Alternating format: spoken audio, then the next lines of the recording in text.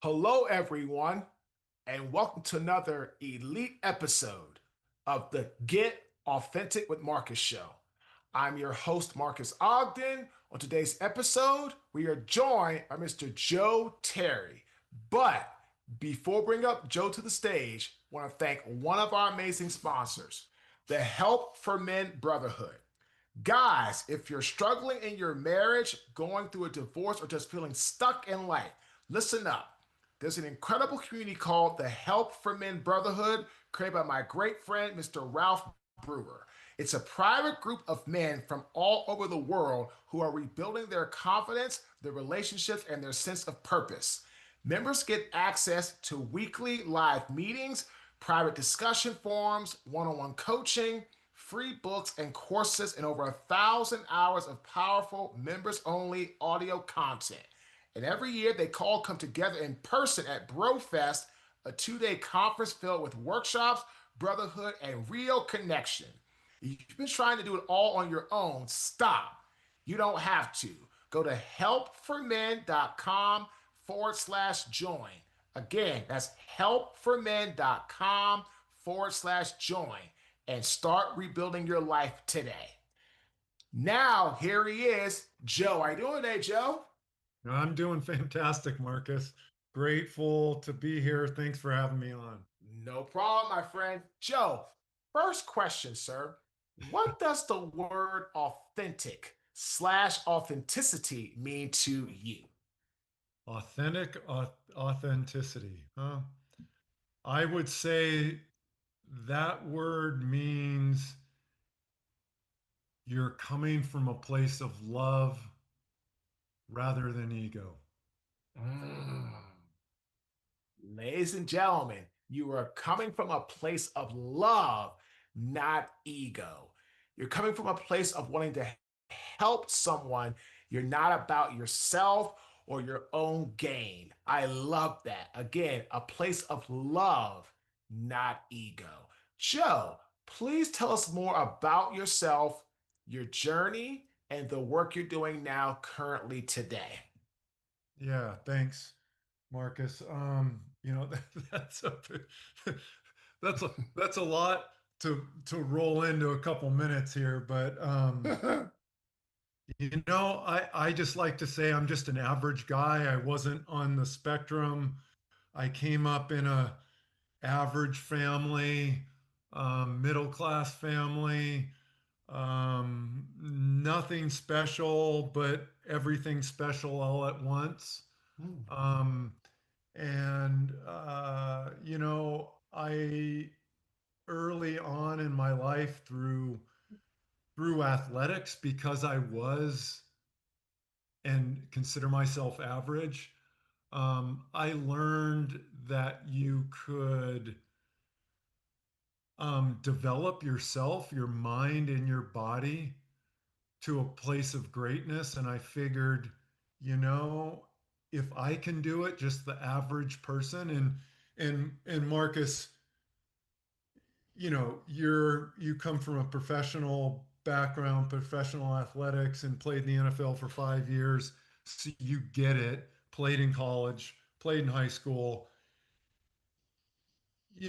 There's all those stories on one side of the spectrum. The kid that grew up, had nothing, built himself up, right? And there's all of those stories. And then there's the story of the kid that had everything at his disposal, and there's those stories. But I look at this as a story of that big space of average in between, just the normal kid growing up.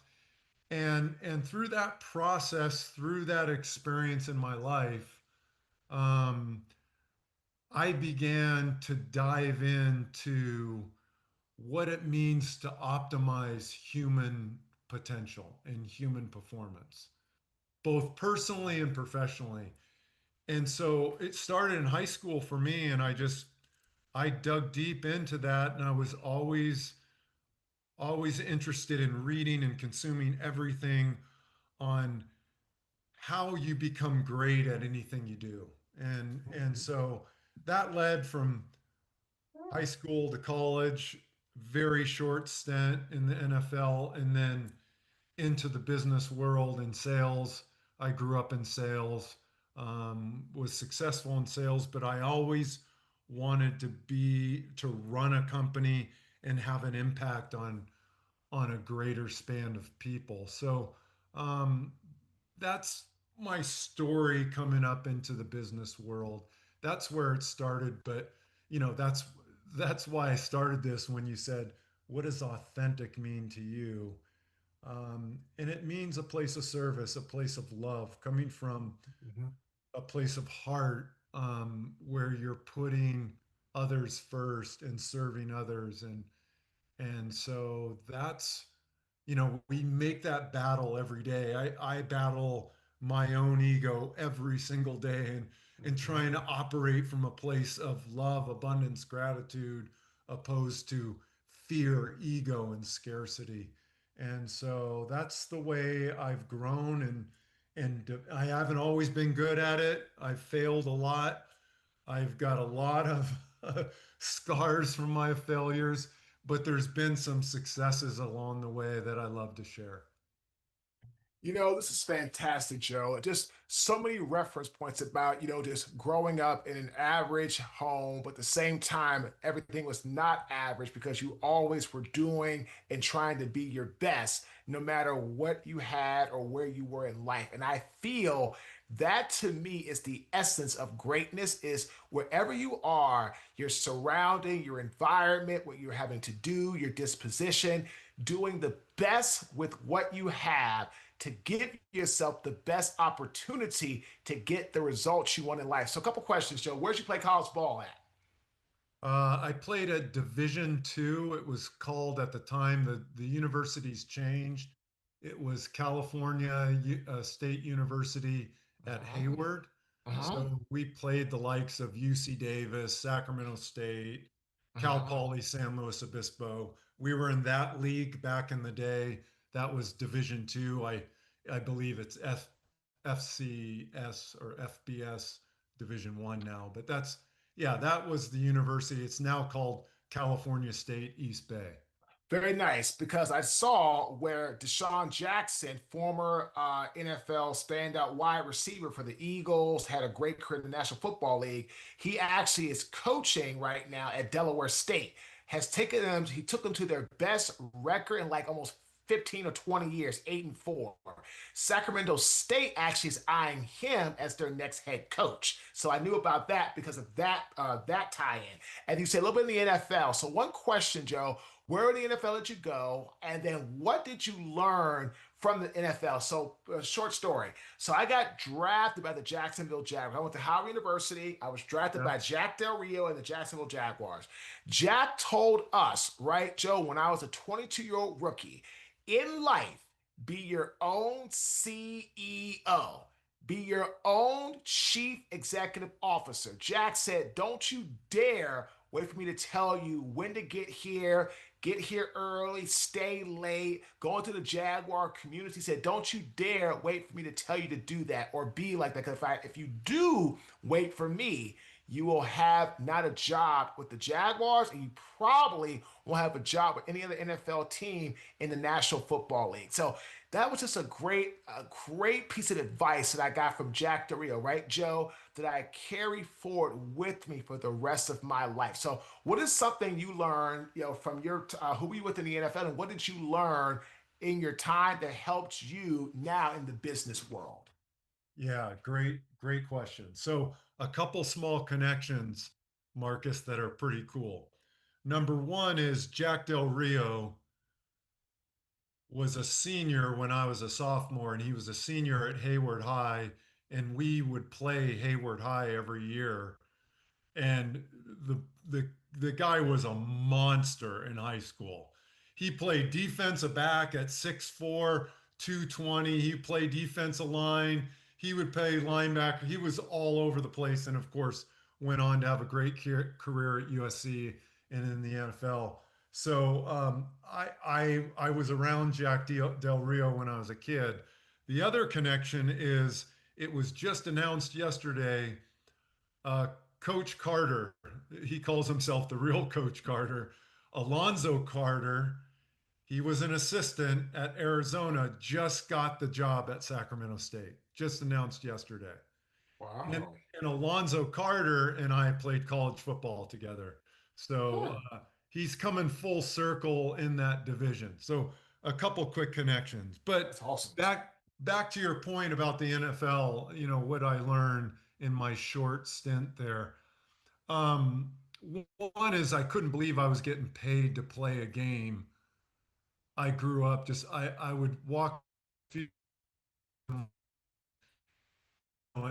say, wow, I can't believe I'm getting paid to play this game, and was grateful for every day I was there. Um, and I also learned that once you got there, Marcus, I was a free agent, so I wasn't drafted Division two. I wasn't supposed to be anywhere near that field. But once you got on the field, like Jack Del Rio said, you're your own CEO. It's up to you to perform. So once you're on that practice field, it was like, it didn't matter what I ran the 40 in, how much I weighed, how many times I did 225, what school I came from. No one cared. It's like, could you get from point A to point B? And I was like, wow, it's all about the performance right there on that field, right? So that was something I learned that I'm like, okay, I carried forward. And the last one, the quick story, was when I got cut. You know, they pulled me aside and said, Terry, coach wants to see you. And it was Chuck Knox. This was late 80s. Chuck Knox was the coach of the Seattle Seahawks. Hmm. And they said, bring your playbook. Well, of course, you know what's happening. And I walk in and he says, sit down, and it gives you the speech and says, grateful for your contribution to the team and all that. And we're gonna have to let you go today. And I said, Coach, I really want to stick in the NFL. I really want to make it. Because of course there's all those stories, and you went to multiple teams, so you're part of that story where you get released from one team or traded to another, right? You're trying to make it. I said, I want to continue. And I said, what do you think I need to do? And he looks at me and he just shakes his head like this, and he's like, Terry, you're one hell of a linebacker, but you're just not good enough to be in the NFL. Hmm. And I was like, that hit hard. That was the first time, like, I'd always been the best in my athletic career, that someone just said, you're not good enough, right? And I took that, and Marcus, this isn't one of those stories where it's like, no, I went back and I worked hard and I worked myself through the NFL. I got on the plane, I flew home, and it was like, when your NFL career is done, you're done. You can't go play football with your buddies on the weekends. You can't play the game. Like, the NFL career, once it stops, it's done, as you know. And it's over. And so I was processing this, and it just made me realize, you know what? I want to find something.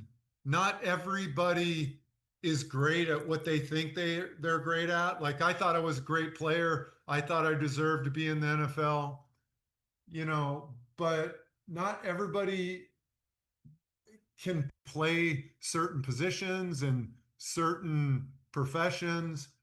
And I carried that forward with me and said, I'm going to be the type of leader that puts individuals in a place where they can win, whatever position that is. They may believe it's here, but really they need to be over here. And he was doing me a favor without me knowing it and without him knowing it. Look, the NFL wasn't my career. To play 5 years like you did is phenomenal. You know what I mean? That's way beyond the average career. And that just doesn't happen very often. And so, I he gave me a great lesson that I carried forward for the rest of my life. That's like, I'm going to find where Joe Terry can be the best that Joe Terry can be, and I'm going to help others find where they can be the best that they can be. You know, Joe, I really love that because, again, like you said, you were a hell of a linebacker, but as coach said, you just weren't good enough for the National Football League.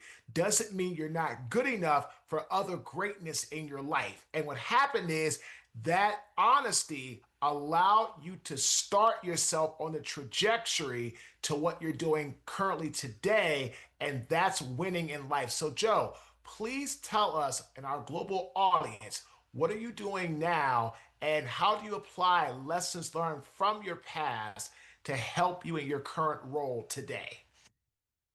Yeah, so the beauty of where I'm the CEO of a company called Culture Partners. Mhm.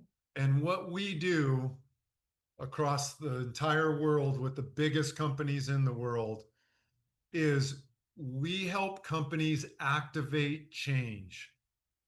They're transforming, there's a change, there's a disruption, which is happening all the time in companies. We help companies activate change by creating clarity, alignment, and accountability from the very top of the organization all the way to the front line on the company's purpose, why they exist, their strategy, how they're going to execute. And we do that, Marcus, with culture. Culture is the secret sauce on why, how your people think and act, right? So we create clarity, alignment, and accountability, top to bottom, on your purpose, your strategy, activate that with culture to drive results for your company. It's no different than a professional sports organization or in the business world. And the beauty in that is, think about this, Marcus, like every person in the organization from their head to the heart feels a connection to their work and why they're doing it every day and how it connects to the overall purpose of the company that they work for, right? And that to me is beauty, and it becomes unstoppable when you get that combination. And so that's what we're doing for companies. So the beauty in that, it takes my passion for everything about optimizing human potential, and we get to go into companies and work with CEOs and help them get clarity, alignment, and accountability with their entire organization and make them unstoppable. You know what, Joe? I love this because I wrote something down. You talk a lot about, their why and their how. And I tell clients, right? I'm doing this with my clients right now that I'm coaching, right, Joe? We're going through what are your goals to hit by the end of quarter one, quarter two, quarter three, quarter four? What's a personal goal for 2026? And I tell them, we're going to go with your why, your what, and your how. Why do you want to achieve that goal? The emotion behind it, the what or the logic. What is the strategy you're going to implement to do it? And the how or the tactical. What steps need to be executed to turn that goal into an achieved goal? This is fantastic because, again, a lot of people keep talking about, well, I want to do this, well, I want to do that. Well, that's great. I want to do a lot of things, right? I want to have a great podcast and all this stuff, but Right, are you right. willing to actually like do what we do, like get people like Joe who are awesome and have them interested in your podcast, record, have a great guy like Ben who can publish, have a system where we finish interviewing people, we outreach for follow-up meetings. Like it's taken us years to build this system, right? And for goodness sakes, it didn't happen overnight. But I will say the number one thread, the number one foundational piece, without a doubt, has been accountability. So my question for you is, right, Joe? I love that around clarity, alignment, accountability. To me, accountability is an internal promise that you make to yourself to do what is necessary to help you and your organization achieve your goals or achieve the goals that you desire. Responsibility is your promise or an external promise to somebody else to be there for them so you can help them along their journey. But like I tell all of my clients, if you can't be accountable to yourself, you can't be responsible to anybody else. How do you all help organizations, right, Joe, with your work, with your structure, with your blueprint, really get more aligned with the clarity, alignment, and accountability? Yeah, and Marcus, um, I couldn't have said it better. You nailed it. Word accountability has a negative connotation sometimes tied. Who is accountable for this? No, accountability is something you own, you take for yourself, right? And it's like, no, I'm accountable. And so you rise above the occasion and you say, I'm accountable for this, right? And so that's super important. But I think you said a couple other things that are, that that I want to touch on that are important around this accountability, right?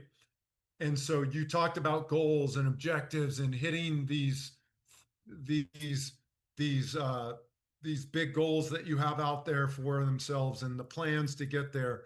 And so our new book that's coming out is called Surrender to Lead: The Counterintuitive Approach to Driving Extraordinary Results.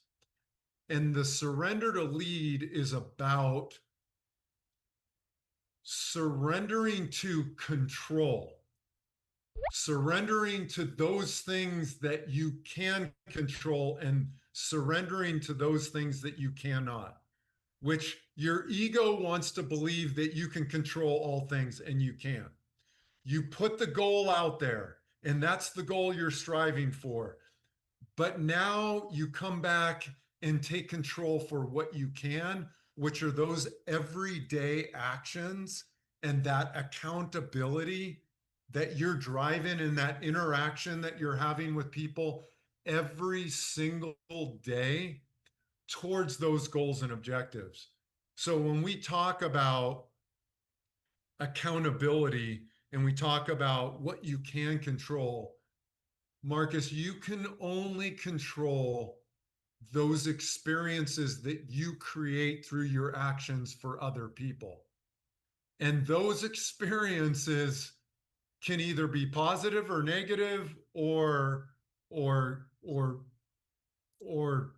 lead you towards the goal or detract you from the goals you're looking to achieve. So we really talk about this personal accountability and how you take personal accountability and how you get shifts in people. And you shift people through changing their experiences. You and I shape our beliefs through our experiences, and our beliefs drive the actions that we take every day, and those actions generate results.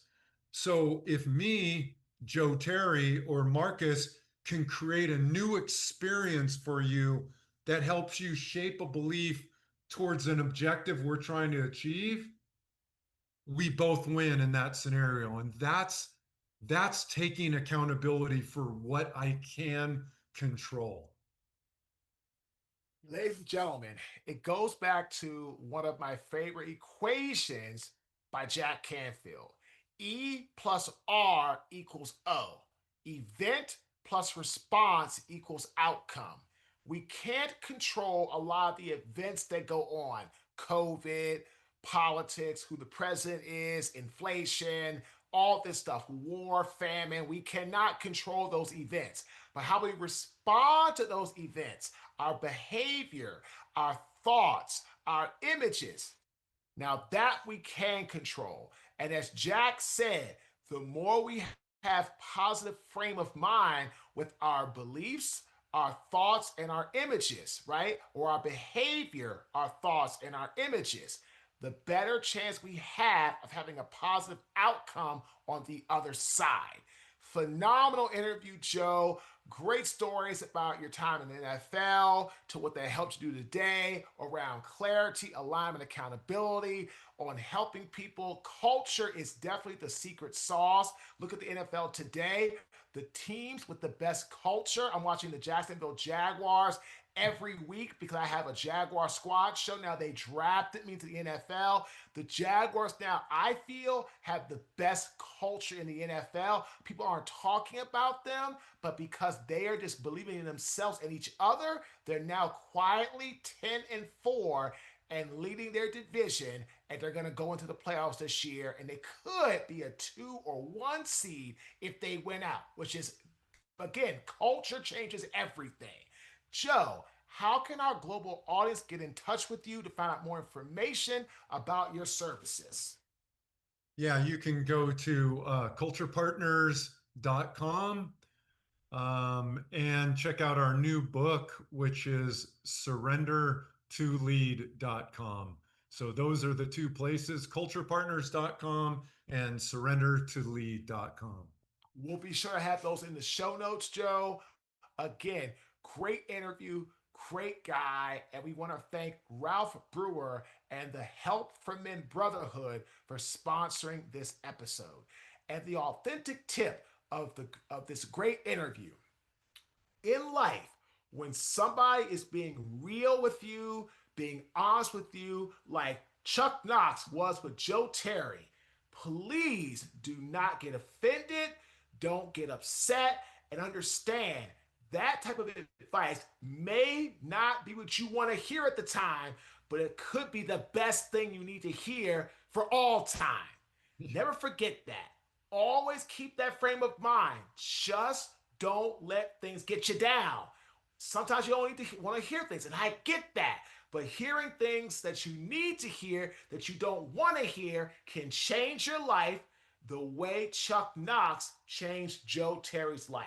So again, be open, be an active listener, and don't take things personal. Again, my name is Marques Ogden. I am the host of the Get Authentic with Marques show. Thanks for tuning in. Have a fantastic day.